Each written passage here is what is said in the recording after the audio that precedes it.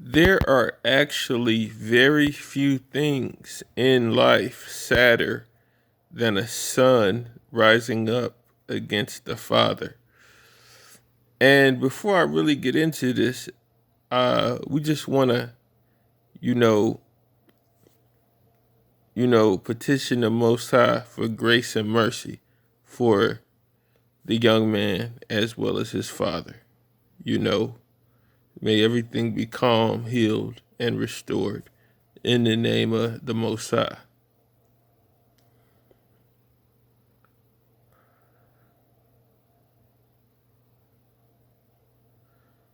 It's it's layers to it. It's so many angles you could look at that situation, man. The first angle I'm gonna say is the fact that I think he is the youngest boy. And they have a beautiful family. We feel we know them because we saw them on TV. However, that is not the case. And as brilliant and loving and nurturing as we assume the brother is, and we just assume, you know, because he was obviously present and active and he also had access to resources, we assume raising young African American kids in that type of environment is just add water. But it's multiple things you could really look at. Number one, when a family has a lot of kids, something I've noticed is sometimes it's easy for certain kids to fall through the cracks. That does not mean the parents did not love them, but sometimes when you have two parents managing life as well as out living life and generating resources to sufficiently take care of a large household, sometimes some kids can slip through the cracks. And see, with males, especially in our community, we think that males are just add water. And I'm not criticizing Mr. Harris, his ability to raise children, because he has beautiful children who seem to be very fine functioning adults. But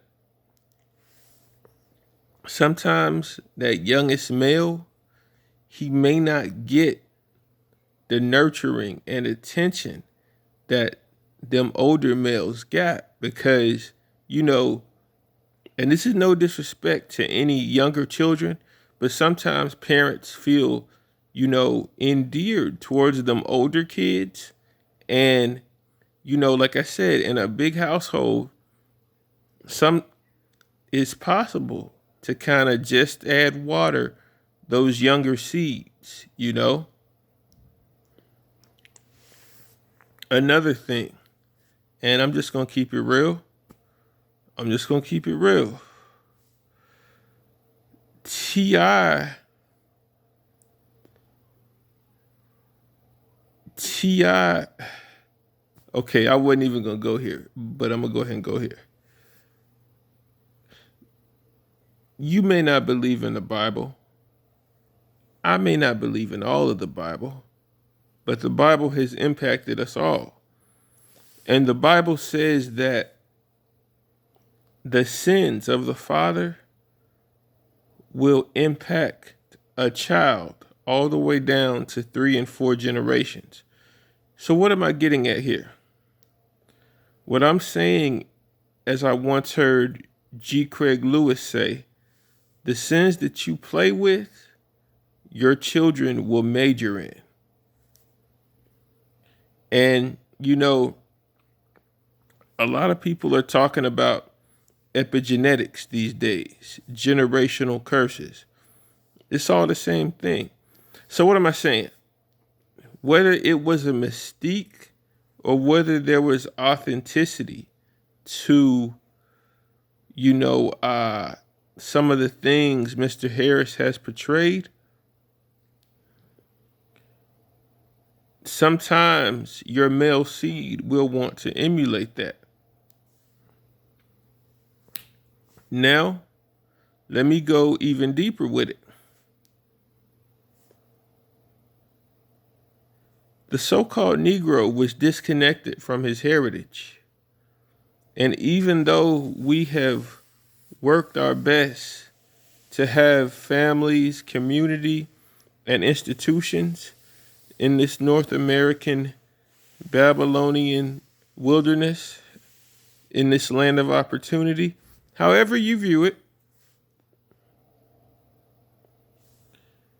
in this Gen Z, millennial, late 80s, 90s, 2000s time that we're in right now, there was a group of people that intentionally co-opted our artistic expression known as hip-hop, and they shifted it in a manner to where only ignorance is projected. All of the women are lascivious and promiscuous, pushing the whoredom archetype, and all of the males are gangsters, violent, and they also push the promiscuity, what's that fancy $2 word? Misogynistic. Pushing all of that, right? So what am I saying? What am I getting at? I'm saying that there is a remnant. There is a generation of black kids, not all, but there are some black kids that grow up in the most loving, nurturing, Christian, most healthy on paper two-parent home environment. But because of the culture, they still feel the need to act out. They still feel the need to act out. And it's some cold stuff, because I remember going through it. Like, my father is a hardworking man. He's not perfect, but he loved me. He talked to me. He provided for me. And one thing about good parents, okay, I'm not going to say good parents, but some parents, there are parents that know you better than you know yourself. There have been times in my life where both my mother and my father have told me things about myself I didn't even know they knew. So what am I getting at here? I'm saying,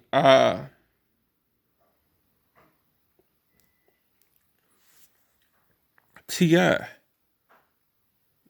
T.I. said one of the most heartbreaking things ever after the young man had the Waffle House incident. He said one of the most heartbreaking things ever that let me know that he knows his son. That let me know that he knows his son intimately. I don't even want to repeat it, but for the sake of this video, I'm going to go ahead and repeat it. But he said that his son will have to go to jail. For T.I. to make such a stern, severe, pronounced judgment on the young man and the way he's moving tells me that he's very familiar with what's inside of the Harris male bloodline. And he's very familiar with his son, and he's very familiar with the spirit that's in his son. Now, Most High will, as I started this video off with a short prayer, may the Spirit of God touch the brother, and may he get back in line with the proper trajectory towards righteous goals and ambitions. But yeah, man, like that was cold. Even back when I heard it, shortly after the Waffle House incident, Ti made a. I don't know if he was on the gram. I don't know where he was, but he said that his son will have to go to jail. And with all due respect to King Harris, I don't want to do the how come you're not like Bomani? How come you're not like the country singer? I don't want to do that to the young brother because I've actually seen these topics that I'm talking about play out in my own life as well as people that I love dearly. So yeah, man, just good vibes and energies and prayers for the Harris family, man. I got a lot of respect for T.I., man. Like he had an incredible run in the trap music genre, but even with that, you can see that he takes his responsibility as a so-called black man of influence very serious, man. So just mercy and peace to the Harrises, and a lot of us go through our growing pains, so it's not too late for the young man to grow. Like I don't live in Atlanta, but I used to live in Atlanta, and one thing about Atlanta, even though it represents freedom for our people, that's a heck of a town to grow up in. So I couldn't imagine, juxtaposing the wealth and riches that young man had access to with just trying to keep a level head in life. So mercy to King Harris as well. Mercy to Tip and Tiny, and mercy to the A, man. We gonna be all right. Shalom.